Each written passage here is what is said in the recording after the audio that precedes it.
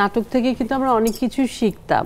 আমার ছোট ছেলে মেয়ে যে ও জানতে পারছে না অ্যাকচুয়ালি যে আমার দাদুর সাথে কিভাবে কথা বলতে হয়। আমাদের পারিবারিক যে ঐতিহ্য সেগুলোকে যেভাবে আগে তুলে ধরা হয়েছে সেভাবেই যেন সেটাকে আবারও ফিরিয়ে আনা হয়। বাংলাদেশের আসলে টেলিভিশনের নাটকের যে ইন্ডাস্ট্রি যদি বলি তাহলে সেখানেই কিন্তু আপনি নিজে গড়ে উঠেছেন এবং ভ্যালুসগুলো কিন্তু আপনি খুব সুন্দরভাবে পারিবারিক আমাদের বাংলার সংস্কৃতির যেই আসলে ঐতিহ্য সেটা কিন্তু আপনি ক্যারি করেন খুব সুন্দর। যেটা আমরা তখন কথার প্রসঙ্গে এসেছিল যে আজকাল আমাদের নাটকগুলোতেও ওই চরিত্র ওই ভ্যালুসগুলো ঠিক দেখা যায় না। আর সেইখান থেকে আমি একটু খালামণির কাছে জানতে চাই যে আসলে আপনি সিনিয়র একজন অভিনেত্রী হিসেবে নিশ্চয়ই মনে দাগ কাটে, কখনো কখনো খারাপ লাগে। নাটকটার নাম হলো ঝড়ের মধ্যে বসবাস।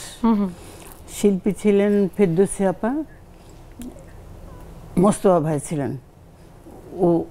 ওনাদেরই মেয়ে ছিল প্রমা, 8 মাসের কোলে আর কি। ওই প্রমাকে নিয়ে যে ওখানে আমি আবার ওই কয়েকটা নাটক করলাম। আগে নাটকগুলোতে দেখা যেত আম্মারা যখন অভিনয় করতেন, আপুরা যখন রেগুলার করতেন, তখন প্রতিটা চরিত্র কি আমার সমাজে যেসব আমাদের পারিবারিক যে সম্পর্কগুলো আছে ওই চরিত্রগুলো কিন্তু নাটকের মাধ্যমে চলে আসতো। এবং নাটক তো তখন হতো কি যে ভালো কিছু আসলে পজিটিভ কিছু দেখায়। নাটক থেকে কিন্তু আমরা অনেক কিছু শিখতাম, কিভাবে কথা বলবো এটাও অনেকে শিখতো, তাই না? অনেক কিছু। তো আমি দেখতাম যে আমার ঈদের সময় বা এমনি কোনো সময় আমার দাদুর সাথে বা আমার নানুর সাথে এভাবে কথা বলতে হয়।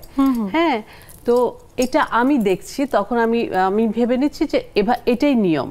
আমার চাচা এরকম, আমার খালার সাথে আমি এভাবে কথা বলতে হবে, এভাবে সবকিছু করতে হবে, এগুলো দেখছে ছেলেমেয়েরা, তখন শিখছে। কিন্তু এখন হচ্ছে কি হয়তোবা এটা অনেক কারণ আছে, বাজেট, এটা সেটা অনেক কারণ আছে, কি চরিত্রগুলো গ্যাপ এখন নেই, চরিত্রগুলোকে আমরা পাচ্ছি না। আমার ছোট ছেলে মেয়ে যে ও জানতে পারছে না অ্যাকচুয়ালি যে আমার দাদুর সাথে কিভাবে কথা বলতে হয়, কিভাবে মূল্যায়ন করতে হয় আমার বাবাকে, আমার মার সাথে কিভাবে শ্রদ্ধা ভরে কথা বলতে হয়, এটা কিন্তু তারা শিখছে না। একদম, এটাই আমার কাছে এইটা গ্যাপ মনে হয়। এটা পিছনে কিন্তু অনেক কারণ আছে। আপনাদেরও চাওয়া পাওয়া যে আমাদের বাংলার যে একটা সংস্কৃতি, আমাদের পারিবারিক যে ঐতিহ্য সেগুলোকে যেভাবে আগে তুলে ধরা হয়েছে সেভাবেই যেন সেটাকে আবারও ফিরিয়ে আনা হয়। এবং তাতে করে আমার মনে হয় যে আমাদের শিল্পীরাও অনেক বেশি কাজের সুযোগ এবং চরিত্র অভিনেতাদের গুরুত্বটাও কিন্তু তাতে অনেক বেশি আমার মনে হয় বাড়ে। একজন শ্রদ্ধেয় এম এ আজিজ, তিনিও কিন্তু চরিত্র অভিনেতা। বিভিন্ন সময় যে চরিত্র উনি এক একটা রূপায়ণ করেছেন, অসাধারণ সব চরিত্র।